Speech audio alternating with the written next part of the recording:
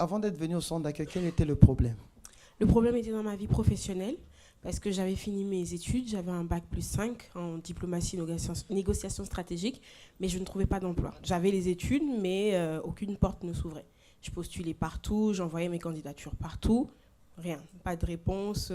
On me disait, vous avez un très bon profil, mais il n'y avait pas d'emploi.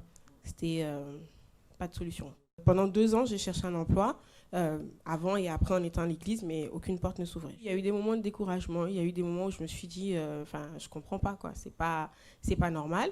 Et surtout que je me disais, pendant longtemps, je me disais peut-être que je ne vais pas dans le domaine que Dieu a prévu pour moi. Donc un coup, je me disais, mais c'est pas normal parce que je ne peux pas chercher comme ça pendant autant de temps et ne pas trouver. Peut-être que j'ai un autre talent caché, que j'arrive pas à mettre la main dessus, que c'est peut-être ça et que c'est pas vraiment ce que Dieu a prévu pour moi. Je faisais les chaînes de prière, mais ce qui annulait, entre guillemets, les chaînes de prière, c'était justement cette idée de penser que c'était peut-être pas dans la bonne direction que j'allais.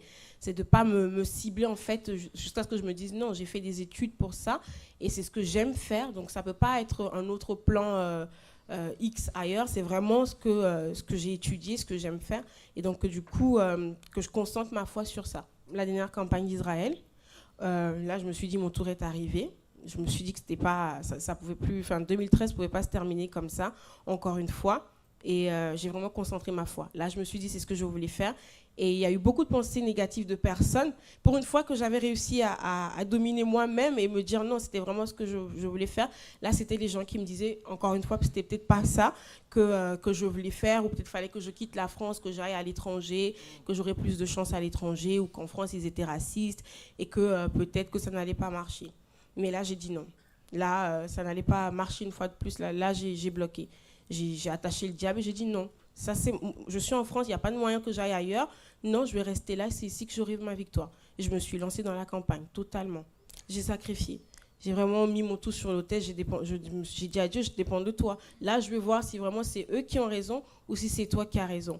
Donc, je faisais les démarches d'aller jusque chez ma soeur qui habitait 1h30, 2 heures plus loin que chez moi pour postuler, pour envoyer les candidatures, pour ne pas lâcher parce que j'avais mis non tout, mais ce n'était pas fini. J'ai fait, moi, mes démarches à côté et j'ai été bénie.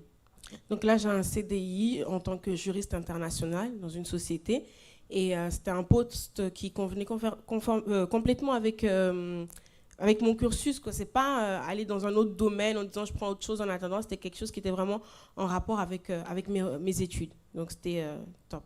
Qu'est-ce que le centre d'accueil représente pour toi? C'est une école de vie parce que ça permet de mettre en pratique la foi, de vraiment... pour moi, c'est une école, c'est une maison, c'est une famille, c'est tout. C'est tout. Il n'y a pas de mot à dire. Que Dieu te bénisse. Amen.